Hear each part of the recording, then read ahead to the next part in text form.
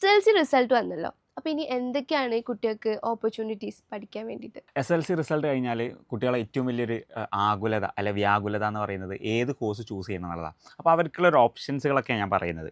ഒന്നാമത്തത് DHSC HSC higher secondary എഡ്യൂക്കേഷനിൽ science, commerce, humanities ഈ 3 സ്ട്രീം ഉണ്ടാവും. സയൻസ് തന്നെ കമ്പ്യൂട്ടർ സയൻസ് ഉണ്ട്, ബയോളജി സയൻസ് ഉണ്ട്. ബയോളജിയിൽ എ പ്ലസ് ഉണ്ട്, സോ ഞാൻ ബയോളജി സയൻസ് എടുക്കണം. അല്ലെങ്കിൽ IT എ പ്ലസ് ഉണ്ട്, ഞാൻ കമ്പ്യൂട്ടർ സയൻസ് എടുക്കണം. അതല്ല അതിൻ്റെ ഒരു ലോജിക് എന്നുള്ളത്. ടെക്നിക്കൽ ഫീൽഡിൽ പോകണം, എഞ്ചിനീയറിംഗ് ഫീൽഡിൽ പോകണമെങ്കിൽ കമ്പ്യൂട്ടർ സയൻസ് എടുക്കുന്നതാണ് ഏറ്റവും ബെസ്റ്റ്. അപ്പം നീറ്റ് ആ ഒരു ഫീൽഡ്, അല്ലെങ്കിൽ പാരാമെഡിക്കൽസുകൾ ആ ഫീൽഡിലേക്ക് മെഡിക്കൽ ഫീൽഡിൽ പോകണമെന്നുണ്ടെങ്കിൽ ബയോളജി എടുക്കുന്നതാണ് ഏറ്റവും ബെസ്റ്റ്. സോ അതാണ് സയൻസിലെ 2 കാറ്റഗറീസ്. കൊമേഴ്സിൽ 4 കാറ്റഗറീസ് ഉണ്ട്. Maths, computer application, political science, statistics. ഇതിലെ മാത്സ് ഇപ്പം ജനറലി ഇപ്പം ഈ BMS കോഴ്സ് അല്ലെങ്കിൽ BMS മീൻസ് ഈ ബിസിനസ് മാനേജ്മെൻറ്റ് അല്ലെങ്കിൽ വലിയ കോമ്പറ്റേറ്റീവ് എക്സാം ചെയ്താൽ താല്പര്യമുള്ള കുട്ടികളാണെങ്കിൽ അവരെന്തായാലും മാത്സ് എടുക്കുന്ന നന്നാവുക. കാരണം ആപ്റ്റിറ്റ്യൂഡ്സ് ആണ് ജനറലി +2 കഴിഞ്ഞിട്ട് കോമ്പറ്റേറ്റീവ് എക്സാമിന് ചോദിക്കുക. ഇനി അല്ല ജനറലി ഡിഗ്രി ഒക്കെ ചെയ്ത് പോകണം അങ്ങനത്തെ ഒരു താല്പര്യമാണെങ്കിൽ, അല്ലെങ്കിൽ കുറച്ചുകൂടി കമ്പ്യൂട്ടർ ഫീൽഡിലോ ടെക്നിക്കൽ ഫീൽഡിലോ താല്പര്യം ഉണ്ടെങ്കിൽ അവർക്ക് എന്ത് ചെയ്യാം, കമ്പ്യൂട്ടർ അപ്ലിക്കേഷൻ എടുക്കാം. മൂന്നാമത്തെ ഓപ്ഷൻ പൊളിറ്റിക്കൽ സയൻസ്, സ്റ്റാറ്റിസ്റ്റിക്സ് ആണ്. സ്റ്റാറ്റിസ്റ്റിക്സ് വളരെ കുറഞ്ഞ കോളേജുകളിൽ അവൈലബിൾ ആയിട്ടുള്ളൂ. ഇപ്പോൾ ഒരു ഹ്യൂമാനിറ്റേറിയൻ ഫീൽഡിൽ കുറച്ചുകൂടി ഈസി ആയിട്ട് +2 പാസ്സാവണമെന്നുണ്ടെങ്കിൽ പൊളിറ്റിക്കൽ സയൻസ് എടുക്കുന്നത് നന്നാവും. കാരണം മാത്സും കമ്പ്യൂട്ടറും കുറച്ച് ഡിഫിക്കൽട്ടാണ്. നാലാമത്തെ സ്റ്റാറ്റിങ് കുറച്ച് ഡിഫിക്കൽട്ടാണ്, പക്ഷേ വളരെ കുറഞ്ഞ കോളേജുകൾ അവൈലബിൾ ആയിട്ടുള്ളൂ. +2 കഴിഞ്ഞിട്ട് സ്റ്റാറ്റിസ്റ്റിക്കൽ ഫീൽഡിലേക്ക് പോകണമെന്നുണ്ടെങ്കിൽ ഇപ്പോൾ എക്കണോമിക്സ് വിത്ത് സ്റ്റാറ്റിസ്റ്റിക്സ് നല്ല ഓപ്ഷൻസ് ഉണ്ട്. ഡാറ്റാ സയൻസ് ആവട്ടെ, അങ്ങനത്തെ ഫീൽഡിൽ നല്ല നല്ല ഓപ്പർച്യൂണിറ്റീസ് ഉണ്ട്. സോ അത് എക്സ്പ്ലോർ ചെയ്യണമെന്നുണ്ടെങ്കിൽ എന്ത് ചെയ്യാം, ഇങ്ങനത്തെ കോഴ്സ് തിരഞ്ഞെടുത്ത് ചൂസ് ചെയ്യാം. അങ്ങനെ ചെയ്യുന്ന കുറേ കുട്ടികളെ ഞാൻ കണ്ടിട്ടുണ്ട് കേട്ടോ. നെക്സ്റ്റ് സയൻസും കൊമേഴ്സും കഴിഞ്ഞാൽ ഹ്യൂമാനിറ്റീസാണ്. ഈ ഹ്യൂമാനിറ്റീസിലാണ് ഏറ്റവും കൂടുതൽ വൈഡ് വെറൈറ്റീസ് കോഴ്സ് ഉള്ളത്. ഏകദേശം 32+ ഓപ്ഷൻസുകളുണ്ട്. 26ഓളം ഹ്യൂമാനിറ്റീസിന് കോഴ്സ് ഉണ്ട്. അപ്പോൾ നമുക്ക് എല്ലാവർക്കും അറിയാം ഹിസ്റ്ററി, പൊളിറ്റിക്സ്, എക്കണോമിക്സ്. ഇതിന് പുറമേ വേറെയും ഒരുപാടുണ്ട്. ഇസ്ലാമിക് ഹിസ്റ്ററി ഉണ്ട്, വെസ്റ്റേൺ ഹിസ്റ്ററീസ് ഉണ്ട്, ദെൻ പറയുന്ന ലാംഗ്വേജസ് തന്നെ കമ്മ്യൂണിക്കേഷൻ, ഇംഗ്ലീഷ് കമ്മ്യൂണിക്കേഷൻ പഠിക്കുന്നതുണ്ട്. ദെൻ സാൻസ്ക്രിറ്റ് പഠിക്കാം. അങ്ങനെ ഡിഫറെൻ്റ് ആയിട്ട് ലാംഗ്വേജസ് എന്ത് ചെയ്യാൻ പറ്റും, നമുക്ക് പഠിക്കാൻ പറ്റും. പിന്നെ ആന്ത്രപ്പോളജി പഠിക്കുന്നത്, അങ്ങനെ ഡിഫറെൻറ്റ് ലെവൽ ടൈപ്സ് ഓഫ് കോഴ്സുകളുണ്ട്. അപ്പം ഏതെങ്കിലും ഒരു കോഴ്സിൽ കുട്ടികൾ സ്പെഷ്യലൈസ് ചെയ്യാൻ താല്പര്യം ഉണ്ടെങ്കിൽ അവർക്ക് എന്ത് ചെയ്യാം, അത് ആ ഒരു കോഴ്സ് ഏത് കോളേജിലാണോ അവൈലബിൾ ആയുള്ളത് അവിടെ എന്ത് ചെയ്യാം, അവർക്ക് എന്ത് ചെയ്യാൻ പറ്റും, ചൂസ് ചെയ്യാൻ പറ്റും. സോ ഹ്യൂമാനിറ്റീസ് ഫീൽഡിൽ കുറച്ചും കൂടി കോഴ്സ് ഉണ്ടെങ്കിൽ എന്ത് ചെയ്യാം, അത് കൂടുതൽ കുട്ടികൾ എക്സ്പ്ലോർ ചെയ്യുന്നത് നല്ലതാണെന്ന് ചെയ്യും ഞാൻ സ്പെസിഫിക്കലി പറയുന്നുണ്ട്. ദെൻ VHSC ആണ്, വൊക്കേഷണൽ ഹയർ സെക്കൻഡറി സ്കൂൾസ്. അഥവാ ഒരു ടെക്നിക്കൽ ഫീൽഡിൽ, ഒരു വൊക്കേഷണൽ ഫീൽഡിൽ എന്തെങ്കിലും ഒരു കാര്യത്തിൽ സ്പെഷ്യലൈസ്ഡ് ട്രെയിനിങ് വേണമെന്നുണ്ടെങ്കിൽ, ഒരു പ്രൊഫഷണൽ ഫീൽഡിൽ ട്രെയിനിങ് വേണമെന്നുണ്ടെങ്കിൽ അവർക്ക് എന്ത് ചെയ്യാം, ഈ വൊക്കേഷണൽ ചൂസ് ചെയ്യാം. അതിപ്പം പാരാമെഡിക്കൽസ് ആവട്ടെ, ടെക്നിക്കൽ ഇലക്ട്രിക്കൽ അല്ലെ ഇലക്ട്രോണിക്സ് ആവട്ടെ, ഇനി അല്ലെങ്കിൽ പ്ലംബിംഗ്, വയറിംഗ്, അങ്ങനത്തെ ഒക്കെ ഫീൽഡിൽ എന്തുണ്ട്, ദെൻ ഫിസിയോതെറാപ്പി ആവട്ടെ, ദെൻ പിന്നെയും ലൈബ്രറി സയൻസ്, അങ്ങനത്തെ ഡിഫറെൻറ്റ് കോഴ്സുകളിലേക്ക് എന്നിട്ട് ഒരു വൊക്കേഷണൽ ട്രെയിനിങ് അവർക്ക് കിട്ടും. അതായത് ഒരു ഡിപ്ലോമ +2 കൂടെ ചെയ്യുന്നുണ്ടെങ്കിൽ എങ്ങനെ ഉണ്ടാകും, അതേപോലെയാണ് VHSC. പക്ഷേ അത്രയധികം ആൾക്കാർക്ക് ഇത് അറിയില്ല, അല്ലെങ്കിൽ സയൻസ് കിട്ടാത്ത ഒരാളാണ് VHSC എടുക്കേണ്ടത് എന്നുള്ളൊരു ചിന്താഗതിയുണ്ട്. പക്ഷേ ഒരു ആക്ച്വൽ സയൻസിനേക്കാൾ കുറച്ചും കൂടി വാല്യൂ കൂടുതലാണിത് ഈ പറയപ്പെട്ട VHSC. അതായത് ഒരാൾ ഫിസിയോതെറാപ്പി പഠിച്ചു കഴിഞ്ഞാൽ ആ VHSC കഴിഞ്ഞാൽ അവന് പെട്ടെന്ന് ബാക്കിയുള്ള കുട്ടികളെക്കാൾ കൂടുതൽ ചാൻസ് ഉണ്ട് ഈ ഫിസിയോതെറാപ്പിക്ക് എന്ത് ചെയ്യാൻ, അഡ്മിഷൻ കിട്ടാൻ വേണ്ടിയിട്ട്. ദെൻ THSC ഉണ്ട്, ടെക്നിക്കൽ ഹയർ സെക്കൻഡറി സ്കൂൾസ്. അത് കുറച്ചുകൂടി ഹൈ ലെവലാണ്, അഥവാ കുറച്ചുകൂടി ഡിഫിക്കൽട്ട് സിലബസ് ആണ്, കുറച്ചും അധികം പഠിക്കാനുണ്ടാവും. അപ്പോൾ സയൻസ് ഓറിയൻറ്റഡ് ആയിട്ടാണ്. അഗ്രികൾച്ചറും അതുപോലെ സയൻസ് ഫീൽഡിലുള്ള പല പല കോഴ്സ് ഉണ്ട് അവിടെ. പ്രത്യേകിച്ച് ടെക്നിക്കൽ ട്രെയിനിങ് അവിടെ കൊടുക്കുന്നുണ്ട്. അതുകൊണ്ട് അതും കുറച്ച് എന്താണ്, സ്കിൽ ഓറിയൻറ്റഡ് ആയിട്ടാണ് ഈ ഒരു കോഴ്സസ് ഉള്ളത്. അപ്പം പക്ഷേ കൂടുതലും കുട്ടികൾ സാധാരണ സ്കൂളുകളിൽ അഡ്മിഷൻ കിട്ടിയില്ലെങ്കിലാണ് ഇത്തരം കോഴ്സുകളിലേക്ക് പോകുന്നത്. പക്ഷേ ആക്ച്വലി അങ്ങനെയല്ല. ഈ ഹയർ സെക്കൻഡറിനേക്കാൾ കുറച്ചും കൂടി ലെവൽ കൂടുതലാണ്. സാധാരണ നമ്മൾ പഠിക്കുന്ന സ്കൂളിനേക്കാൾ കൂടുതൽ ലെവൽ എവിടെ ഉണ്ടാവും, ഈ VHSC THSCക്ക് കൊടുക്കണം ആക്ച്വലി. ദെൻ ITI ഓപ്ഷൻ ഉണ്ട്. ജനറലി ITIയും അത്യാവശ്യം നല്ലൊരു കോഴ്സാണ് ആക്ച്വലി. ITI കഴിഞ്ഞ് പിന്നെ അവിടുന്ന് പോളി പഠിച്ചു, പിന്നെ എഞ്ചിനീയറിംഗ് പഠിക്കുന്ന കുട്ടിയാണെങ്കിൽ അവൻ അത്യാവശ്യം നല്ല ലെവൽ ഓഫ് നോളജ് ഉണ്ടാകും, പെട്ടെന്ന് പ്ലേസ്ഡ് ആകാൻ പറ്റും. ITI കഴിഞ്ഞ ഒരാൾക്ക് ആക്ച്വലി ഒരു കമ്പനിയിലെ സൂപ്പർവൈസർ ആകാൻ പറ്റും. അപ്പം ജനറലി നമ്മൾ കാണുന്നത് എന്താ, എഞ്ചിനീയറിംഗ് കഴിഞ്ഞ ഒരാളാണ് സൂപ്പർവൈസറായിട്ട് പോകുന്നത്. അങ്ങനെയല്ല, ITI കഴിഞ്ഞാൽ ആക്ച്വലി സൂപ്പർവൈസർ ആവാനുള്ള ക്വാളിറ്റി അവനുണ്ടാവും. അതാണ് അവൻ്റെ ഗ്രേഡ് എന്ന് പറയുന്നത്. പക്ഷേ വളരെ വാല്യൂ കുറഞ്ഞൊരു കോഴ്സാണ് ITI എന്ന് പൊതുവെ എല്ലാവരും ചിന്തിക്കുന്നത് കൊണ്ട് എന്താണ്, ആ ഒരു കോഴ്സ് നമ്മൾ അതിൻ്റേതായ റെസ്പെക്റ്റ് കൊടുക്കുന്നില്ല. പക്ഷേ ആക്ച്വലി ITI അത്യാവശ്യം നല്ല റെസ്പെക്റ്റബിൾ കോഴ്സാണ്. ഡിഫറെൻറ്റ് ടൈപ്സ് ഓഫ് കോഴ്സ് ഉണ്ട്. ഇപ്പോൾ കാർപ്പൻട്രി മുതൽ അല്ലെങ്കിൽ ടെക്നിക്കൽ ഫീൽഡ്, അങ്ങനെ ഡിഫറെൻറ്റ് ടൈപ്സ് ഓഫ് കോഴ്സസ് അവിടെ അവൈലബിൾ ആണ്. അത് പഠിച്ചു കഴിഞ്ഞാൽ പഠിക്കേണ്ട പോലെ പഠിക്കണം. അത് പ്രാക്ടിക്കൽ ഓറിയൻറ്റഡ് ആണ്, നല്ല പ്രാക്ടീസ് ചെയ്യേണ്ടി വരും, നല്ല ട്രെയിനിങ് ചെയ്യേണ്ടി വരും. അത് കഴിഞ്ഞ് അതിന് ഇൻറ്റേൺഷിപ്പ് ഒക്കെ കഴിഞ്ഞ് കഴിഞ്ഞാൽ ഉറപ്പായിട്ടും ക്വാളിറ്റി ഉണ്ടെങ്കിൽ ഉറപ്പായിട്ടും നല്ലൊരു കമ്പനിയിൽ എന്ത് ചെയ്യാൻ പറ്റും, പ്ലേസ്ഡ് ആകാൻ പറ്റും. സോ ഇത്തരത്തിലുള്ള ഓപ്ഷൻസുകളാണ് അവൈലബിൾ ആയിട്ടുള്ളത്. പിന്നെ ഉള്ളത് CBSEയിലും +1 +2 പഠിക്കാൻ പറ്റും. CBSE പഠിക്കുന്നതിൻ്റെ ഒരു ഒരു എന്താ ഒരു കർട്ടൻ ബിഹൈൻഡ് ദ കർട്ടൻ എന്താണെന്ന് വെച്ചാൽ ഒരു കുട്ടിക്ക് കോമ്പറ്റേറ്റീവ് എക്സാം എഴുതണം, നീറ്റ് എഴുതണം, CBSE പഠിക്കട്ടെ, ഏറ്റവും ബെസ്റ്റ് അത്. കാരണം സാധാരണ സ്കൂൾ പഠിക്കുന്ന പോലെയല്ല, CBSEയിൽ കുറച്ചുകൂടി ഡീപ്പായിട്ട് പഠിക്കുന്നുണ്ട്. CUT എക്സാംസ് എഴുതണം, അല്ലെങ്കിൽ എന്തെങ്കിലും ഒരു കോമ്പറ്റേറ്റീവ് എക്സാം എഴുതണം, IIM-ലേക്കുള്ള കാറ്റ് എക്സാം, BMS-ലേക്കുള്ള AT എക്സാം ഒക്കെ എഴുതണം. അങ്ങനെ ഉണ്ടെങ്കിൽ CBSE പഠിക്കുന്ന ഏറ്റവും ബെസ്റ്റ്. കാരണം കുറച്ചുകൂടി കോംപ്ലിക്കേറ്റഡ് ലെവലിൽ സിലബസ് അവർ പഠിക്കും, നല്ല ലെവൽ ഓഫ് നോളജ് അവർക്ക് ഉണ്ടാകും. പക്ഷേ പാസ് പെർസെൻറ്റേജ് കുറവാണ്. പാസ് പെർസെൻറ്റേജ് അല്ല, പഠിച്ച് നമുക്ക് മാർക്ക് പെട്ടെന്നൊന്നും കിട്ടില്ല. അത്യാവശ്യം നന്നായി പഠിച്ചാലേ മാർക്ക് കിട്ടുള്ളൂ. മോറോവർ ഇത് പഠിച്ചു കഴിഞ്ഞാൽ ഈസി ആയിട്ട് ഡിഗ്രി കോളേജിൽ അഡ്മിഷൻ കിട്ടില്ല. കോമ്പറ്റേറ്റീവ് എക്സാം എഴുതിയിട്ട് ഡിഗ്രി കോളേജിലേക്ക് നമുക്ക് അഡ്മിഷൻ കിട്ടും. +2 മാർക്ക് ബേസ് ചെയ്തിട്ട് എന്ത് ചെയ്യില്ല, നമുക്ക് ഡയറക്റ്റായിട്ട് കോളേജിലേക്ക് അഡ്മിഷൻ കിട്ടുകയെന്ന് പറഞ്ഞാൽ അത് കുറച്ചൊരു ഡിഫിക്കൽട്ടായിരിക്കും. പക്ഷേ ജനറലി അങ്ങനെ ചിന്തിക്കാതിരിക്കുന്നതാണ് ഏറ്റവും ബെസ്റ്റ്. ഇങ്ങനത്തെ കോളേജ് പഠിക്കുക, പക്ഷേ ഇങ്ങനത്തെ സ്കൂൾ പഠിക്കുന്നത് നല്ലതാണ്. പക്ഷേ ഫീസ് കുറച്ച് കൊടുക്കേണ്ടി വരും. അപ്പോൾ ഫിനാൻസും നമ്മുടെ ഏത് പഠിക്കണം എന്നുള്ള നമ്മുടെ താല്പര്യം എല്ലാം കൂടി നോക്കിയിട്ട് വേണം നമുക്ക് ഡിസിഷൻസ് എടുക്കാൻ. അല്ലാണ്ട് ഓക്കെ അവിടെ നല്ല കോഴ്സ് ഉണ്ട് സോ അത് എടുക്കണം അങ്ങനെയല്ല, നമുക്കത് ഫീസിബിൾ ആണെന്ന് കൂടി എന്ത് ചെയ്യണം, നമ്മൾ നോക്കിയിരിക്കണം. അപ്പോൾ ഇത്തരത്തിലുള്ള ഒരു ഓപ്ഷൻസുകളാണ് അവൈലബിൾ ആയിട്ടുള്ളത്. പിന്നെയുള്ളത് ഓൾറെഡി ഇപ്പോൾ പറഞ്ഞുകൊണ്ട് വലിയ കാര്യമൊന്നുമില്ല, ആർമി സ്കൂളൊക്കെ പോകാൻ പറ്റും. +1 +2 ആർമി സ്കൂൾ. അപ്പോൾ ഓൾറെഡി അതിൻ്റെ എൻട്രൻസ് എക്സാം എഴുതിയിട്ട് ഡിഫൻസിൻ്റെ എക്സാമൊക്കെ എഴുതിയ കുട്ടികൾക്കാണ്. അപ്പോൾ അവർ പഠിക്കുന്ന സമയത്ത് അവർക്ക് സ്റ്റൈപ്പൻറ്റും കാര്യങ്ങളും കിട്ടും, ആർമിയുടെ ട്രെയിനിങ് കിട്ടും. ഓൾറെഡി ഡിഗ്രി കഴിയുമ്പോഴേക്കും അവർ ഓഫീസർ ലെവലിലേക്കാണ് പ്ലേസ്ഡ് ആവുന്നത്. അത്രയും വലിയ ലെവലാണ്, അത്രയും നല്ല സ്കെയിൽ അവർക്ക് കിട്ടുകയും ചെയ്യും. പക്ഷെ അതൊന്നും ഇനി പറയേണ്ട കാര്യമില്ല, അതൊക്കെ നേരത്തെ നമ്മൾ നോക്കണമായിരുന്നു. ഇനിയിപ്പോൾ +1 പഠിക്കുന്ന കുട്ടികളുണ്ടെങ്കിൽ അവർക്ക് എന്ത് ചെയ്യാം, യൂസ്ഫുൾ ആകും. അപ്പോൾ ഇങ്ങനത്തെ ഒരു ഓപ്ഷൻ എന്തെങ്കിലും നോക്കിയിട്ട് അവർ ഏതാണോ വേണ്ടത് അത് അവർ ചൂസ് ചെയ്യുന്നതാണ് ഏറ്റവും ബെസ്റ്റ്. അവർക്ക് ഓരോരുത്തർക്ക് ഓരോ ആപ്റ്റായിരിക്കും, ആ ആപ്പിൽ എന്ത് ചെയ്യാം, അവർ നോക്കിയിട്ട് എന്ത് ചെയ്യാം, ചൂസ് ചെയ്യാം. 2025 SLC റിസൾട്ട് വന്നല്ലോ. അപ്പോൾ എന്താണ് ഈ റിസൾട്ടിൻ്റെ ഒരു ഓവറോൾ അവലോകനം സാറിൻ്റെ? SSLC റിസൾട്ടിൻ്റെ ഒരു ഓവർവ്യൂ പറയുകയാണെങ്കിൽ കഴിഞ്ഞ വർഷത്തേക്കാൾ കുറഞ്ഞ കുട്ടികളാണ് ഈ വർഷമുള്ളത്. 4,27,000 കുട്ടികളാണ്. അതിൽ 99.5% ആണ് റിസൾട്ട് പാസ് പെർസെൻറ്റേജ് അല്ലേ. കഴിഞ്ഞ വർഷം 99.997 എങ്ങനെയായിരുന്നു, അതിനേക്കാൾ കുറച്ചും കൂടി കുറഞ്ഞിട്ടുണ്ട്. ആക്ച്വലി അത് നല്ല സൂചനയാണ്. പക്ഷെ അങ്ങനെയല്ല, കുറച്ചും കൂടി കൂടുതൽ ഡിഫിക്കൽട്ടാണ് നമ്മുടെ സിലബസ്. ഇപ്പം നമുക്കറിയാം ഇവിടെ 99% ആണെങ്കിൽ കേരളത്തിന് പുറത്തുള്ള സ്റ്റേറ്റുകൾ പോവുകയാണെങ്കിൽ, ആന്ധ്രയൊക്കെ എടുത്ത് നോക്കുകയാണെങ്കിൽ അവിടെ 60-70% ഏത് സെക്കൻഡറി എഡ്യൂക്കേഷൻ്റെ പാസ് പെർസെൻറ്റേജ് എന്നുള്ളത്. പക്ഷേ ഇവിടുത്തെ ഒരു ആവറേജ് കുട്ടിയും അവിടുത്തെ ഒരു ആവറേജ് കുട്ടിയും നമ്മൾ ഡിഫറൻസ്, അവർ കുറച്ചും കൂടി ഹൈ ലെവലായിരിക്കും. അങ്ങനത്തെ ഒരാൾ പാസ്സായാൽ മതി. നമ്മളെപ്പോഴും പറയാറുണ്ട്, സ്വന്തം പേരറിയാൻ എഴുതാൻ പറ്റാത്ത ഒരാൾ SSLC പാസ്സാവുന്നുണ്ട് എന്നുള്ളത്. ഈ വർഷത്തെ 9ാം ക്ലാസ്സിലത്തെ എക്സാമിന് വേണ്ടിയില്ലേ ഒരുപാട് കുട്ടികൾ തോറ്റിട്ടുണ്ട്, ഓൾ പാസ്സൊക്കെ ഒഴിവാക്കിയിട്ട്. അപ്പോൾ പഠിച്ച കുട്ടി അവൻ എലിജിബിൾ, ഇതൊരു എലിജിബിലിറ്റിയാണ്. 10ാം ക്ലാസ് കഴിഞ്ഞാൽ എന്തായാലും +1 +2 പഠിക്കാൻ പറ്റുള്ളൂ. അപ്പം ഇവിടെ നോക്കുന്നത് ഇവൻ എലിജിബിൾ ആണോ എന്നുള്ളതാണ്. സോ ഒരു ബിലോ ആവറേജ് സ്റ്റുഡൻറ്റ് നമ്മൾ പറയല്ലോ, ഇവൻ കുറച്ച് മോശമാണ് പഠിക്കാൻ, വളരെ മോശമാണ്. അത് ഒന്നേ അവൻ പഠിക്കാഞ്ഞിട്ടാകാം, അല്ലെങ്കിൽ അവൻ്റെ ഒരു അവൻ അങ്ങനെ ആയിരിക്കാം ഒരു പക്ഷേ. അവൻ എലിജിബിൾ ആവണമെങ്കിൽ +1 +2 പഠിക്കാന്ന് പറഞ്ഞാൽ സയൻസും കൊമേഴ്സാണ് ഹ്യൂമാനിറ്റീസ് ആയാലും SSLCയേക്കാൾ എത്രയോ അധികം പഠിക്കാനുണ്ടാകും. അത് പഠിക്കാനുള്ള ക്വാളിറ്റി അവനില്ലെങ്കിൽ പിന്നെ ഇവൻ്റെ എലിജിബിലിറ്റി എന്താ? ആക്ച്വലി 10 പഠിക്കുന്ന, അതായത് 10 പഠിച്ചു കഴിഞ്ഞാൽ ആ ബേസിക് നോളജ് വെച്ചിട്ട് അവന് +1 +2 പഠിക്കാനുള്ള ഒരു ക്വാളിറ്റി ഉണ്ടായിരിക്കണം. അതാണ് ആക്ച്വലി ഇതിൻ്റെ ഒരു ഛേദോവിഹാരം എന്ന് പറയുന്നത്. പക്ഷേ അതില്ലാണ്ട് 10ാം ക്ലാസ് പാസ്സായാൽ എന്താ കാര്യം? ഒരു കാര്യവുമില്ല. അപ്പം ആ ഒരു ക്വാളിറ്റി ഡെവലപ്പ് ചെയ്യൽ നമ്മുടെ എഡ്യൂക്കേഷൻ സിസ്റ്റത്തിൻ്റെ എന്താ പറയുക, അതിൻ്റെ ഒരു ഡ്യൂട്ടിയാണ്. പക്ഷേ അത് പ്രോപ്പറായിട്ട് വഹിക്കുന്നില്ല എന്നുള്ളതാണ്. അപ്പം അതിനനുസരിച്ചുള്ള കോഴ്സുകളിൽ ചേഞ്ചസ് വരുത്തണം, എക്സാം ടഫ് ആക്കണം, നല്ല രീതിയിലുള്ള എഡ്യൂക്കേഷൻ കാര്യങ്ങൾ ഇമ്പോസ് ചെയ്യാൻ പറ്റണം. ഇപ്പം ന്യൂ എക്കണോമിക് പോളിസി വരുന്നുണ്ട്, ന്യൂ എഡ്യൂക്കേഷൻ പോളിസി NEP വരുന്നുണ്ട്. സോ NEP വരുമ്പോൾ അതിൻ്റേതായ ചേഞ്ചസ് ഉണ്ടാകും. സോ സിലബസിൽ ഡിഫറൻസ് ഉണ്ടാകും, ഈ ഹൈസ്കൂൾ കാര്യങ്ങളൊക്കെ മാറും, ഒക്കെ നല്ല നല്ല രീതിയിലുള്ള ചേഞ്ചസ് വരുന്നുണ്ട്. പക്ഷേ അത് കേരളത്തിലെ ഒരു ലെവൽ നമ്മുടെ ഒരു സിസ്റ്റം വെച്ച് നോക്കുമ്പം എത്രത്തോളം ഇവിടെ അഡാപ്റ്റ് ചെയ്യാൻ പറ്റും എന്നുള്ളതൊക്കെ എന്ത് ചെയ്യണം, നമ്മൾ കണ്ടറിയണം. കാരണം ഓൾ ഇന്ത്യ ലെവലാണ് NEP നോക്കുന്നത്. മറ്റു സംസ്ഥാനത്തെ അപേക്ഷിച്ച് കേരളത്തിന് വളരെയധികം ഡിഫറൻസുകളുണ്ട്. സോ ആ ഡിഫറൻസിനനുസരിച്ചുള്ള ഒരു ഇംപ്ലിമെൻറ്റേഷൻ ആയിരിക്കണം ആക്ച്വലി ഇവിടെ വേണ്ടത്. അല്ലാണ്ട് ഒരിക്കലും ഇവിടെ പഠിക്കുന്ന പോലെ ബീഹാറിലോ അല്ലെ കാശ്മീരിലോ ബംഗാളിലോ എല്ലായിടത്തും ഒരേപോലെ പഠിപ്പിക്കുക എന്നുള്ളതല്ല ആക്ച്വലി. അവിടെ എന്താണോ റിക്വയർമെൻറ്റ്, ആ റിക്വയർമെൻറ്റ്സിനനുസരിച്ച് പഠിപ്പിക്കുക എന്നുള്ളതാണ്. സോ ആ രീതിയിൽ എന്താണ് ചേഞ്ചസ് വരുത്തണം. ഒന്ന് പാസ് പെർസെൻറ്റേജ് കുറഞ്ഞോട്ടെ, അടുത്ത കൊല്ലം കുറച്ചുകൂടി ഡിഫിക്കൽട്ട് സിലബസായി, കുറച്ചുകൂടി ഡിഫിക്കൽട്ട് എക്സാമായി, ഡിഫിക്കൽട്ട് വാല്യുവേഷനായി പാസ് പെർസെൻറ്റേജ് നന്നായി കുറഞ്ഞിട്ട് ഓക്കെ ഇത് പഠിച്ച് കഴിഞ്ഞിട്ട് ഈ പാസ് ആയിട്ടുണ്ടെങ്കിൽ അവൻ എലിജിബിൾ ആയ കുട്ടിക്ക് മാത്രം പാസ്സാക്കിയാൽ മതി. ആ ഒരു രീതിയിലേക്ക് എന്ത് ചെയ്യണം, നമ്മുടെ ഒരു സ്ട്രക്ചർ ചേഞ്ച് ആകണം എന്നുള്ളതാണ് ഏറ്റവും നല്ലൊരു അഭിപ്രായം. എന്നാലേ കാര്യം ഉണ്ടാവുള്ളൂ. അല്ലാണ്ട് വെറുതെ പാസ്സായിട്ട് കാര്യമില്ലല്ലോ. കുട്ടിക്ക് തന്നെ തോന്നുന്നതാണ് ഇതിപ്പം ഈസി ആയിട്ട് കംപ്ലീറ്റ് ആവും എന്നുള്ളത്. നമ്മളിപ്പോൾ ഒരു 100 മീറ്റർ റേസ് ഉണ്ടെങ്കിൽ ഒരു കുട്ടിയോട് പറയുന്നത്, നീ ഒരു 50 സെക്കൻഡ് 1 മിനിറ്റ് എടുത്ത് 100 മീറ്റർ കംപ്ലീറ്റ് ചെയ്താന്ന് പറഞ്ഞാൽ അവൻ ആ സ്ലോലായിട്ട് പോവുള്ളൂ. നമ്മൾ പറയുന്നത് നീ 25 സെക്കൻഡ്സ് കൊണ്ട് ഇത് കംപ്ലീറ്റ് ചെയ്യണമെന്ന് പറയുകയാണെങ്കിൽ അവൻ ഫാസ്റ്റായിട്ട് റൺ ചെയ്യും. സോ അങ്ങനെ ഫാസ്റ്റായിട്ട് റൺ ആക്കാൻ എലിജിബിൾ ആക്കാൻ എന്ത് ചെയ്യണം, നമ്മളവിടെ ക്രൈറ്റീരിയ വെക്കണം. ഇങ്ങനെ പഠിച്ച് ഇങ്ങനെ മാർക്ക് കിട്ടിയാലേ നീ എലിജിബിൾ ആവുള്ളൂ. സോ ആ എലിജിബിലിറ്റി എന്ത് ചെയ്യണം, നമ്മൾ ടഫ് ആക്കണം എന്നുള്ളതാണ് ഞാൻ പറയുന്നത്. സോ അങ്ങനെ ആകുമ്പോൾ നല്ല ക്വാളിറ്റി സ്റ്റുഡൻസിനെ നമുക്ക് എന്ത് ചെയ്യാൻ പറ്റും, പ്രൊഡ്യൂസ് ചെയ്യാൻ പറ്റും. അപ്പോഴേ അവർ നല്ല ഹയർ സ്റ്റഡീസിലേക്ക് എന്ത് ചെയ്യുള്ളൂ, മൂവ് ആവുകയുള്ളൂ. 10th പാസ്സായി കഴിഞ്ഞാൽ പിന്നെ നെക്സ്റ്റ് സ്റ്റെപ്പ് എന്ന് പറയുന്നത് ഈ +1ൻ്റെ ആപ്ലിക്കേഷൻ ആണല്ലോ. അപ്പോൾ എന്തൊക്കെയാണ് അതിനുള്ള പ്രൊസീജിയേഴ്സ്?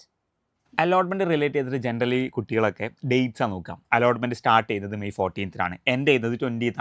ആക്ച്വലി ഈ ഡേറ്റിനുള്ളിൽ എന്ന് അപ്ലൈ ചെയ്താലും അലോട്ട്മെൻറ്റ് പ്രൊസീജിയർ എന്ത് ചെയ്യും നടക്കും. പക്ഷേ ആക്ച്വലി ഡേറ്റ്സിനല്ല ഇമ്പോർട്ടൻസ്, അതിൻ്റെ പിന്നിലുള്ള പ്രൊസീജിയേഴ്സിനാണ് ഭയങ്കര ഇമ്പോർട്ടൻസ്. കുട്ടികളൊക്കെ നമ്മുടെ വീട് തൊട്ടടുത്തുള്ള ഏറ്റവും അടുത്ത 3 കോളേജ് അല്ലെങ്കിൽ 3 സ്കൂളിൽ എനിക്ക് സെലക്ട് ചെയ്യണം, അല്ലെ തൊട്ടടുത്തുള്ള 5 സ്കൂൾ അല്ലെ 10 സ്കൂൾ, ഇതായിരിക്കും കുട്ടികളുടെ ഒരു ഓപ്ഷൻ എന്നുള്ളത്. അങ്ങനെയല്ല, നമ്മൾ തൊട്ടടുത്ത കടയിൽ എന്താണ് കിട്ടുക അതാണ് നമ്മൾ പർച്ചേസ് ചെയ്യുക. അല്ല, നമുക്കൊരു നീഡ് ഉണ്ടാകും. എന്താണ് ഇപ്പോൾ നമ്മളൊരു സൂപ്പർ മാർക്കറ്റിൽ പോവാണ്, സോ നമുക്ക് ഓൾറെഡി ഒരു ഷീറ്റ് ഉണ്ടാകും, നമുക്ക് എന്തൊക്കെ പർച്ചേസ് ചെയ്യണം, അത് എത്ര ക്വാണ്ടിറ്റി പർച്ചേസ് ചെയ്യണം, അതിൻ്റെ പ്രൈസ് എത്രയായിരിക്കും എന്നല്ല, അത് ഓൾറെഡി നമ്മൾ എന്ത് ചെയ്യും ഓൾറെഡി അത് ഡിസ്ക്രൈബ് ചെയ്ത് അതിനെ അഡ്രസ്സ് ചെയ്തിട്ട് നമ്മൾ പോവുള്ളൂ. അതേപോലെ ആയിരിക്കണം ഇവിടെ നമ്മുടെ സ്റ്റുഡൻറ്റ് ഒരു കൺസ്യൂമറെ പോലെ ഇരിക്കണം. ഒരു പർച്ചേസ് ചെയ്യുന്ന ഒരു പർച്ചേസിങ് പവർ നമ്മുടെ സ്റ്റുഡൻസിന് ഉണ്ടായിരിക്കണം. നിങ്ങളുടെ ക്വാളിറ്റി എന്താണ്, നിങ്ങളുടെ മാർക്ക് എത്രയാണ്, നിങ്ങൾക്ക് എന്ത് പഠിക്കണം, എന്താണ് ഏത് കോഴ്സിലൊക്കെ നിനക്ക് പോകേണ്ടത്, സോ അതിനനുസരിച്ചിട്ട് വേണം നമ്മൾ എന്ത് ചെയ്യാൻ, ചാർട്ട് ചെയ്യാൻ. ആദ്യത്തെ സ്റ്റെപ്പ് എന്താണെന്ന് വെച്ചാൽ ഓരോ ഡിസ്ട്രിക്റ്റിൽ ഓരോ പ്രോസ്പെക്ടസ് ഉണ്ടാവും. ആ ഡിസ്ട്രിക്റ്റിലെ സ്കൂൾസിനനുസരിച്ചിട്ട് ഇപ്പം മിക്കവാറും ഒരു കുട്ടി ഒരു ഡിസ്ട്രിക്റ്റിലെ പ്രോസ്പെക്ട്സ് നോക്കിയാൽ മതി. ഇനി അഥവാ ഒരു ബോർഡറിലാണെങ്കിൽ, ഒരു ഡിസ്ട്രിക്റ്റിൻ്റെ ബോർഡറിലാണ്, ഇപ്പം ഞാനൊക്കെ കോഴിക്കോട് മലപ്പുറം ബോർഡറിൽ, എനിക്ക് 2 ഡിസ്ട്രിക്റ്റിലേക്ക് ഈസി ആക്സസ് ആണ്, എളുപ്പത്തിൽ ബസ് അവൈലബിൾ ആണ്. അതുകൊണ്ട് എന്ത് ചെയ്യാം, എനിക്ക് 2 ഡിസ്ട്രിക്റ്റിൽ എന്ത് ചെയ്യാൻ പറ്റും, പ്രോസ്പെക്ട്സ് കളക്ട് ചെയ്യാം. എന്നിട്ട് അവിടുത്തെ സ്കൂളിൻ്റെ ഡീറ്റെയിൽസ് കാണാൻ പറ്റും. എത്ര സ്കൂളുകളുണ്ട്, ഓരോ സ്കൂളിലും ഏതൊക്കെ കോഴ്സസ് ആണ് അവൈലബിൾ ആയിട്ടുള്ളത്. അതിപ്പോൾ നേരത്തെ പോലെ DHSC VHSC ആവട്ടെ, അല്ലെങ്കിൽ ടെക്നിക്കൽ ഹയർ സെക്കൻഡറി സ്കൂൾ ആവട്ടെ, ഏതാണെങ്കിലും മുഴുവൻ ഡീറ്റെയിൽസും അവിടെ എന്ത് അവൈലബിൾ ആയിരിക്കും. ഇനി കുട്ടിക്ക് വേണ്ട കോഴ്സ്, ഞാൻ നേരത്തെ പറഞ്ഞ ആന്ത്രപ്പോളജി എല്ലാ കോളേജിലും ഉണ്ടാവും, എല്ലാ സ്കൂളിലും ഉണ്ടാവില്ല. കൊമേഴ്സ് വിത്ത് സ്റ്റാറ്റിസ്റ്റിക്സ് എല്ലാ സ്കൂളിലും അവൈലബിൾ അല്ല. അപ്പോൾ അത് നമ്മൾ തേടി പോകണം. ഒരു കുട്ടിക്ക് ഉറപ്പാണ് ഞാൻ കൊമേഴ്സ് വിത്ത് എക്കണോമിക്സും പഠിക്കണം, സ്റ്റാറ്റിസ്റ്റിക്സും പഠിക്കണം, അങ്ങനെ ഈ ഡാറ്റാ സയൻസ് ഒക്കെ പഠിച്ച്, അല്ലെങ്കിൽ നമ്മുടെ NSSO നാഷണൽ സാമ്പിളിംഗ് സർവേ ഓർഗനൈസേഷനിലോ അല്ലെങ്കിൽ സെൻട്രൽ സ്റ്റാറ്റിസ്റ്റിക്കൽ ഓർഗനൈസേഷനിലോ പഠിക്കണം. അങ്ങനെ പഠിക്കാൻ താല്പര്യമുള്ള ഒരു കുട്ടിയാണ്. സോ അവൻ കണ്ടുപിടിക്കും സ്റ്റാറ്റിസ്റ്റിക്സും എക്കണോമിക്സും ഉള്ള ഒരു സ്കൂൾ ഏതാണെന്നുള്ളത്. അങ്ങനെ ചൂസ് ചെയ്യാതിരിക്കണം. എനിക്ക് നീറ്റിന് പോകണം, സോ നീറ്റാണ്, സോ ബയോളജി തന്നെ ഞാൻ എടുത്തിരിക്കണം. ബയോളജി കോഴ്സ് കൊടുക്കുന്ന ഏറ്റവും ബെസ്റ്റ് സ്കൂൾ ഏതാണ്, സോ അങ്ങനെ ചൂസ് ചെയ്യണം. എന്നിട്ട് ആ ചൂസിങ് അനുസരിച്ച് ഓക്കെ എനിക്ക് വേണ്ട കോഴ്സും കോളേജും നോക്കിയിട്ട് അതിനനുസരിച്ച് എന്ത് ചെയ്യണം, നമ്മൾ ചൂസ് ചെയ്യണം. പല കുട്ടികളും ഞാൻ കണ്ടിട്ടുണ്ട്, ഓക്കെ ഇതാണ് എനിക്ക് ഈ സ്കൂൾ പഠിക്കണം, സ്കൂൾ പഠിച്ചാൽ മാത്രം മതി, സോ ആ സ്കൂൾ സയൻസ് ആദ്യം കൊടുക്കും, പിന്നെ അടുത്തത് അവിടെ കൊമേഴ്സിൻ്റെ കൊമേഴ്സ് എടുക്കും, ഹ്യൂമാനിറ്റീസ് കൊടുക്കും. സോ അതിനൊരു എന്താ പറയുക, ഒരു ലോജിക്കില്ല. ആക്ച്വലി കുട്ടി എന്താ നോക്കേണ്ടത്, അവന് വേണ്ട കോഴ്സ് ഏതാണോ ആ കോഴ്സ് ഏറ്റവും ബെസ്റ്റായിട്ട് കൊടുക്കുന്ന സ്കൂൾ ഏതാണോ. ഇനി പുറത്ത് പോയിട്ടാണെങ്കിൽ പുറത്ത് പോയിട്ട് പഠിക്കട്ടെ. ഡിഗ്രിക്ക് തന്നെ ഹോസ്റ്റലിൽ പോയി പഠിക്കണമെന്നില്ലല്ലോ. +1 +2 പഠിക്കുന്ന സമയത്തും ഹോസ്റ്റലിലൊക്കെ പോയിട്ട് പഠിക്കുന്നതിന് ബുദ്ധിമുട്ടൊന്നുമില്ല. റെസിഡൻഷ്യൽ സ്കൂൾസുകൾ അവൈലബിൾ ആണ് കേട്ടോ, അങ്ങനെയും പഠിക്കാം. കൂടുതലും CBSE ലെവലാണ് അങ്ങനെയുള്ളത്. പക്ഷേ അല്ലാതെ തന്നെ റെസിഡൻഷ്യൽ സ്കൂൾസൊക്കെ വളരെ കുറഞ്ഞ രീതിയിൽ ഇതിൻ്റെ അവൈലബിൾ ആയിട്ടുണ്ട്. പിന്നെ ഈ SC ST സ്റ്റുഡൻസിനൊക്കെ പോസ്റ്റ് മെട്രിക് ഹോസ്റ്റൽസും കാര്യങ്ങളൊക്കെ അവൈലബിൾ ആണ്. അത് കുറച്ചും കൂടി എന്താണ് അവർക്ക് യൂസ് ആയിരിക്കും. പക്ഷേ അല്ലാത്ത കുട്ടികൾക്ക് അങ്ങനെ ഉണ്ടാവില്ല. അപ്പം എക്സ്പ്ലോർ ചെയ്യാൻ താല്പര്യം കുട്ടിക്ക് എന്ത് ചെയ്യാൻ പറ്റും, ഇപ്പം പ്രത്യേകിച്ച് ഇപ്പം റിലീജിയസ് ബേസിലൊക്കെ എന്ത് ചെയ്യാൻ പറ്റും, ഒരുപാട് റെസിഡൻഷ്യൽ സ്കൂളുകൾ നമുക്ക് കാണാൻ പറ്റും. സോ അങ്ങനെയൊക്കെ വേണമെങ്കിൽ എന്ത് ചെയ്യാം, അങ്ങനെ ചെയ്തോട്ടെ കുട്ടികൾ. അപ്പം അവർക്ക് വേണ്ട കോളേജ് അല്ലെങ്കിൽ അവർക്ക് വേണ്ട കോഴ്സ് ഏത് കോളേജിലാണുള്ളത് അത് ആദ്യം അവരെന്ത് ചെയ്യണം, കണ്ടെത്തി ലിസ്റ്റ് ചെയ്തിട്ട് അതിനനുസരിച്ച് വേണം അപ്ലൈ ചെയ്യാൻ വേണ്ടിയിട്ട്. സോ ആ പ്രൊസീജിയർ അനുസരിച്ച് അതിനോരോ കോഡ് ഉണ്ടാവും, സ്കൂള് അതിൻ്റെ കോഴ്സ് അതിനൊക്കെ കോഡിന് ആ കോഡൊക്കെ എന്തെങ്കിലും കൊടുത്തിട്ട് വേണം എന്ത് ചെയ്യാൻ, അപ്ലൈ ചെയ്യാൻ. സോ 14th സ്റ്റാർട്ട് ചെയ്ത് 20th ആകുമ്പോൾ ആപ്ലിക്കേഷൻ കംപ്ലീറ്റ് ആവും. പിന്നെ നമുക്കൊരു ട്രയൽ അലോട്ട്മെൻറ്റ് ഉണ്ടാകും. സോ എന്തെങ്കിലും മിസ്റ്റേക്സ് ഒക്കെ ഉണ്ടെങ്കിൽ നോക്കാൻ വേണ്ടിയിട്ട്. ട്രയലിൽ കിട്ടിയ കുട്ടിക്ക് മോസ്റ്റ് പ്രോബബ്ലി ഫസ്റ്റ് അലോട്ട്മെൻറ്റ് എന്ത് ചെയ്യും, അതേ കോഴ്സോ അല്ലെങ്കിൽ അതിനേക്കാൾ ബെറ്റർ ആയിട്ടൊരു കോഴ്സോ എന്ത് ചെയ്യും, അവനക്ക് അതിൽ നിന്ന് കിട്ടുന്നതായിരിക്കും. സോ ഫസ്റ്റ് അലോട്ട്മെൻറ്റ് വരുന്നത് June 2 അതിന് മുന്നേ നമുക്ക് കറക്ഷൻ വിൻഡോ ഉണ്ടാകും. സോ നമ്മൾ അപ്ലൈ ചെയ്തിപ്പം ചില കുട്ടികൾക്ക് എന്ത് ചെയ്യും, വിട്ടുപോയിട്ടുണ്ടാവും. ആകെ 3 സ്കൂൾ മാത്രമേ സെലക്ട് ചെയ്തിട്ടുണ്ടാവുള്ളൂ, കുറേ ഓപ്ഷൻ സെലക്ട് ചെയ്യാൻ പറ്റുള്ളൂ.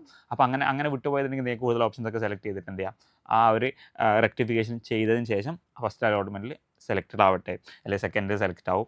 ഓൾമോസ്റ്റ് എന്ത് ചെയ്യും, തേർഡ് അലോട്ട്മെൻറ്റ് കംപ്ലീറ്റ് ആകുമ്പോഴേക്കും നമ്മുടെ സ്കൂൾ സ്റ്റാർട്ട് ചെയ്യും June 18. പക്ഷേ June 18 തന്നെ ക്ലാസ് സ്റ്റാർട്ട് ചെയ്തോളുന്നില്ല. കാരണം പ്രത്യേകിച്ച് ഗവൺമെൻറ് സ്കൂളിനെ പോലെ തന്നെ എയ്ഡഡ് സ്കൂൾസ് ഉണ്ട്. ഈ എയ്ഡഡ് സ്കൂളിലൊക്കെ അവിടുത്തെ ഒരു 60% എന്നുള്ളൂ അലോട്ട്മെൻറ്റ് ബേസിൽ വരുന്നുള്ളൂ. ബാക്കിയൊക്കെ മാനേജ്മെൻറ്റ് കമ്മ്യൂണിറ്റി കോട്ടയാണ്. സോ ആ കുട്ടികളൊക്കെ ഫിൽ ആവണമെങ്കിൽ ഈ അലോട്ട്മെൻറ്റ് പ്രൊസീജിയർ കഴിഞ്ഞിട്ടേ എന്ത് ചെയ്യുള്ളൂ, ആ ഒരു അഡ്മിഷൻ പ്രോസസ്സ് സ്റ്റാർട്ട് ആവുള്ളൂ. അപ്പം ഏവറേജ് ആയിട്ട് ജൂൺ ലാസ്റ്റ് ആകുമ്പോഴേക്കും എന്ത് ചെയ്യും, ക്ലാസ്സൊക്കെ വളരെ സ്മൂത്ത് ആയിട്ട് എന്ത് ചെയ്യും, റൺ ആകും. ഏകദേശം ജനറലി പറയുമെങ്കിൽ ഒരു 11 months 9 months +1 പഠിക്കാനുണ്ടാവുള്ളൂ. +2 പഠിക്കാൻ എന്ത് ചെയ്യും, നമുക്ക് ഫുൾ 10 months എന്ത് ചെയ്യും കിട്ടുന്നതായിരിക്കും. അപ്പം SSLCയെ വെച്ച് നോക്കുമ്പോൾ +1 കുറച്ച് അധികം പഠിക്കാനുണ്ട്, +1 +2 നന്നായി പഠിക്കാനുണ്ട്. അപ്പം എന്ത് പഠിക്കണം എന്നത് തീരുമാനിക്കേണ്ടത് ഇപ്പോൾ നമ്മൾ അലോട്ട്മെൻറ്റ് കൊടുക്കുന്ന സമയത്താണ്. സോ അത് വൈസായിട്ട് എന്ത് ചെയ്യുക, ചൂസ് ചെയ്യുക. നിങ്ങൾക്ക് പറ്റിയ കോഴ്സ് ഏതാണോ, അത് ഏറ്റവും ബെസ്റ്റായിട്ട് പ്രൊവൈഡ് ചെയ്യുന്ന സ്കൂൾ ഏതാണോ അവിടെ നിങ്ങൾ എന്ത് ചെയ്യുക, അഡ്മിഷന് വേണ്ടിയിട്ട് എന്ത് ചെയ്യുക, കൊടുക്കുക.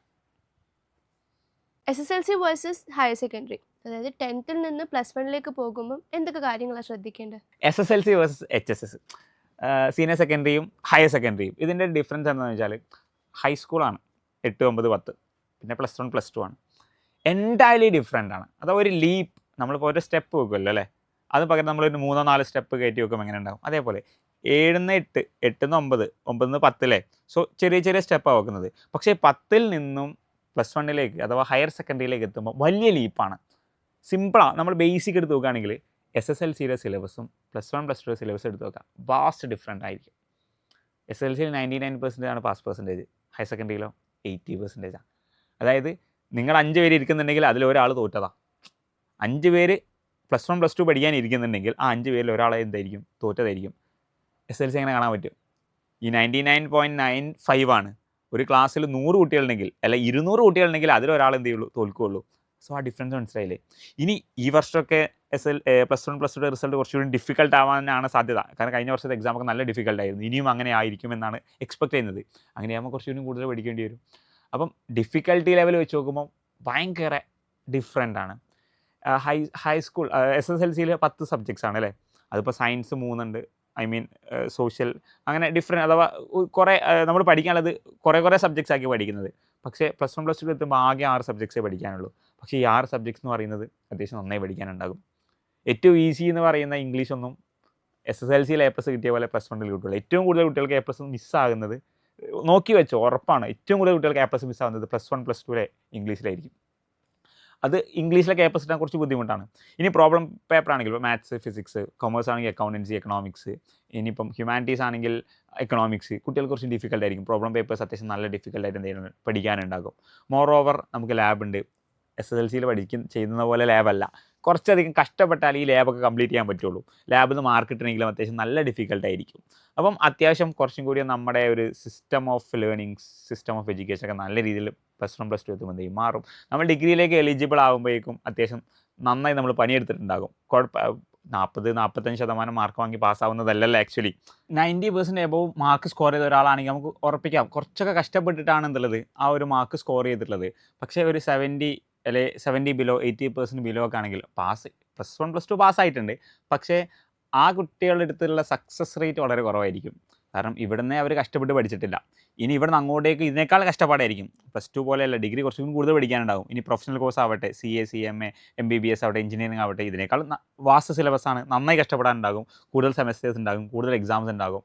അപ്പം അവിടെയും സക്സസ് ചെയ്യാനുള്ള റേറ്റ് എന്തായിരിക്കും, അവർക്ക് കുറവായിരിക്കും. പക്ഷേ ചെയ്യുന്ന കുട്ടികളുണ്ട് കേട്ടോ. വളരെ കുറഞ്ഞ മാർക്ക് +1, +2 വാങ്ങി അല്ലെങ്കിൽ SSLCയിൽ വാങ്ങിയിട്ട് പിന്നീട് എപ്പോഴും നമ്മളെ ഫ്യൂച്ചർ ഡിസൈഡ് ചെയ്യുന്നത് ഫ്രം ദ പോയിന്റ്, ഇവിടുന്ന് ഞാൻ നന്നാവാൻ തീരുമാനിക്കുന്നോ ആ ഒരു പോയിൻ്റാണ് അവൻ്റെ ആക്ച്വലി ടേണിംഗ് പോയിന്റ് എന്നുള്ളത്. ആക്ച്വലി അല്ലാണ്ട് +1, +2 അല്ലെ ഡിഗ്രിയോ ഒന്നുമല്ല അവൻ്റെ ടേണിംഗ് പോയിന്റ്. അവൻ തീരുമാനിക്കണം ഞാൻ ഇവിടെ നിന്ന് അങ്ങോട്ട് നന്നാവാണ്. അവൻ അവിടെ നിന്ന് അടിപൊളിയായിട്ട് വർക്ക് ചെയ്യുകയാണെങ്കിൽ അത് പഠനത്തിലാവട്ടെ, കരിയറിലാവട്ടെ, അവിടെ എന്ത് ചെയ്യും, അവന് ഭയങ്കരമായ ലീപ്പ് ഉണ്ടായിരിക്കും. പക്ഷേ ഈ ഒരു കേസിൽ ജനറലി ഒരു മൊത്തത്തിലുള്ള സ്ട്രക്ചർ എടുത്ത് നോക്കുകയാണെങ്കിൽ +1, +2 അത്യാവശ്യം നല്ല മാർക്ക് സ്കോർ ചെയ്യുന്നുണ്ടെങ്കിൽ എന്ത് ചെയ്യുള്ളൂ, ഫ്യൂച്ചറിലും നല്ല രീതിയിൽ ഗ്രോ ആവുകയുള്ളൂ. പക്ഷേ SSLCയിൽ അങ്ങനെയല്ല, ഫുൾ A+ ഉണ്ട്, സക്സസ് ആവുന്നുള്ള ഒരു ചാൻസും ഇല്ല. കാരണം ഇതേപോലെ SSLCയിൽ ഫുൾ A+ കിട്ടിയിട്ട് +1, +2 അത്ര എക്സൽ ചെയ്യാത്ത ഒരുപാട് പിള്ളേരുണ്ട്. ഈവൻ 80% പോലും സ്കോർ ചെയ്യാത്ത ഒരുപാട് പിള്ളേരുണ്ട്.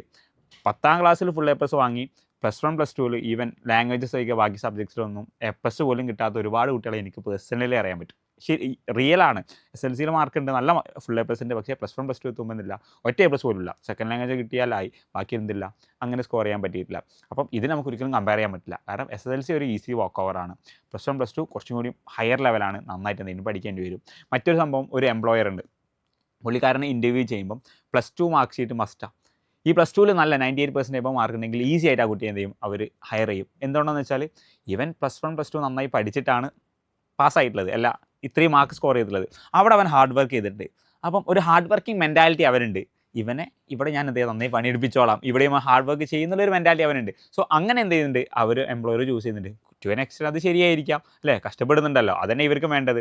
ഹാർഡ് വർക്ക് ചെയ്യാനുള്ള ഒരു കപ്പാസിറ്റി ഉണ്ടായാൽ മതി. അപ്പോൾ അതുകൊണ്ട് എന്ത് ചെയ്യണം, നല്ല ഹാർഡ് വർക്ക് ചെയ്യണം, എന്നാലും എന്ത് ചെയ്യുള്ളൂ, നല്ല രീതിയിൽ മാർക്ക് സ്കോർ ചെയ്യാൻ പറ്റുള്ളൂ. നന്നായി മാർക്ക് സ്കോർ ചെയ്യുക, ഇതിൽ നല്ല കോഴ്സസ് +1, +2 കഴിഞ്ഞിട്ട് എന്ത് ചെയ്യുക, വീണ്ടും നല്ല സെലക്ട് ചെയ്യുക. നന്നായി കഷ്ടപ്പെട്ട് തുടങ്ങിയാലേ ഇഷ്ടപ്പെട്ട് കഷ്ടപ്പെട്ട് തുടങ്ങിയാൽ എന്ത് ചെയ്യുള്ളൂ, ഫ്യൂച്ചറിൽ അവന് വളരെ ഒരു ഈസി വാക്ക് ഓവർ എന്ത് ചെയ്യുള്ളൂ കിട്ടുകയുള്ളൂ, നല്ലൊരു കരിയർ എന്ത് ചെയ്യുള്ളൂ എല്ലാവർക്കും എത്തപ്പെടാൻ സാധിക്കുകയുള്ളൂ. അപ്പം ഇപ്പോഴേ എന്ത് ചെയ്യുക, അവർ ഹാർഡ് വർക്കിംഗ് തുടങ്ങുക. അലോട്ട്മെൻറ്റ് കൊടുക്കുന്ന സമയത്ത് തന്നെ നോക്കി ഏത് കോഴ്സ് വേണം, അവൻ അപ്ലൈ ചെയ്യുന്ന കോഴ്സ് ചൂസ് ചെയ്യാം.